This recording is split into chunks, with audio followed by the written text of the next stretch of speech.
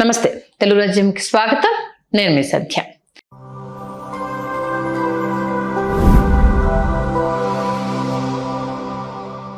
PV Vinayak ప్రస్తుతం ఆయన political ఎంట్రీకి సంబంధించి ఒక సరికొత్త చర్చ జరుగుతోంది.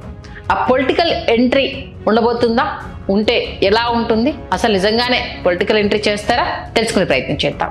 ఎన్నికల సమయంలో ఏ మాత్రం సంబంధం లేకుండా ఏపీలో నిత్యం రాజకీయంగా ఏదో ఒక మూల ఆసక్తికర కీలక పరిణామాలు చోటు చేసుకుంటూనే ఉంటాయి.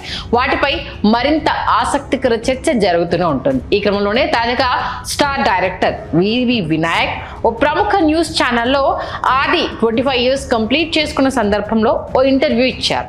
ఆ ఇంటర్వ్యూలో తన పొలిటికల్ ఎంట్రీపై కొన్ని ఆసక్తికరమైన కామెంట్స్ చేశారు. ఏపీలో ఎన్నికలకు ఇంకా సుమారు 3 ఏళ్ల సమయం ఉన్న వేళ ఆయన చేసిన ఈ వ్యాఖ్యలు ఇప్పుడు రాజకీయంగా అంటే ఏపీలో సరికొత్త చర్చకు తెరలేపాయి. అసలు ఆయన చేసిన వ్యాఖ్యలు ఏంటి, వాటిపై మొదలైన కొత్త చర్చ ఏంటి అనేది ఇప్పుడు తెలుసుకునే ప్రయత్నం చేద్దాం.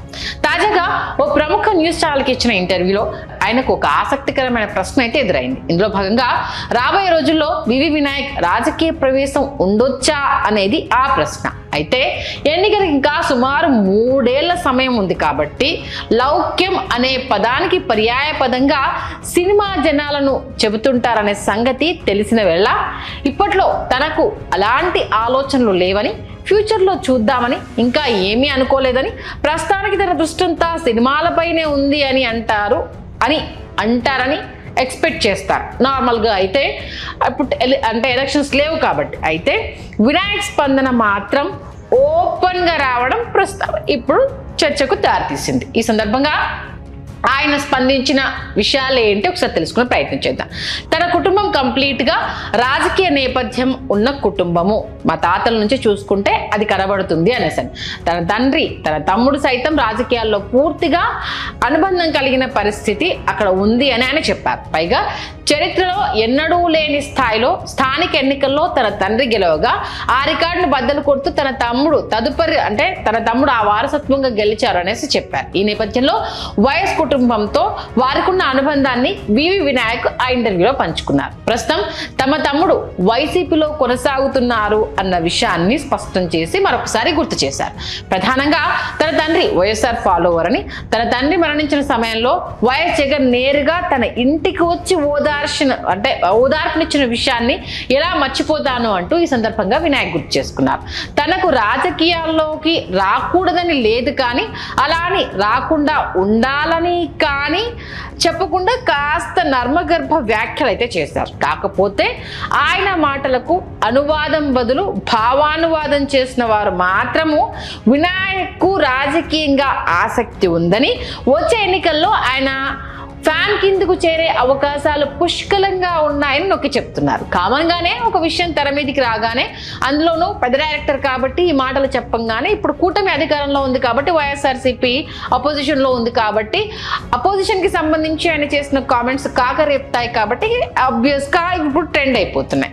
సాధారణంగా తెలుగు సినీ పరిశ్రమ జనాలు టీడీపీ సానుభూతి పరులుగా ఉంటారనే వాదన ఉన్నది సంగతి తెలిసిందే. ఇండస్ట్రీలో పెద్ద తలకాయలుగా చెప్పుకునే పలువురు నిర్మాతలు, దర్శకులు, నటులు నేరుగా ఆ పార్టీలో అత్యంత అవినాభావ సంబంధాలను కలిగి ఉంటారు. అదందరికీ తెలిసిందే. అలాంటి పరిస్థితుల్లో తనకు, తన కుటుంబానికి నేరుగా ప్రతిపక్షంలో ఉన్న వైసీపీతోనూ వైఎస్ కుటుంబంతోనూ ఉన్న అనుబంధాన్ని గురించి చెప్పుకోవడం ఇప్పుడు ఆసక్తికరంగా మారింది. ఈ సమయంలోనే తొలుత మనం చెప్పుకునే సరికొత్త చర్చ ఇప్పుడైతే మొదలైంది. అంటే పివి వినాయక్ రూపంలో మరో ఆసక్తికరమైన చర్చ, ఆయన మీద ఒక టాపిక్ చాలా స్పష్టంగా ఇప్పుడు ట్రెండ్ అవుతుందని చెప్పొచ్చు. మొత్తానికి ఆయన చేసిన కామెంట్స్ ఇప్పుడు కాక పుట్టిస్తున్నాయని చెప్పాలి. అదేంటంటే, ఇండస్ట్రీలోని పెద్ద ఫ్యామిలీస్ లో ఒకటైన మెగా ఫ్యామిలీ నుంచి పవన్ కళ్యాణ్ ఇప్పుడు ఉప ముఖ్యమంత్రిగా ఉన్నారు. పైగా ఆయన మరో 15 ఏళ్ల పాటు కూటమి ప్రభుత్వమే ఉంటుంది అని మాటలు చెప్తున్నారు. అదేవిధంగా ఏపీలో ప్రభుత్వానికి అనుకూలంగా మాట్లాడని వారిని,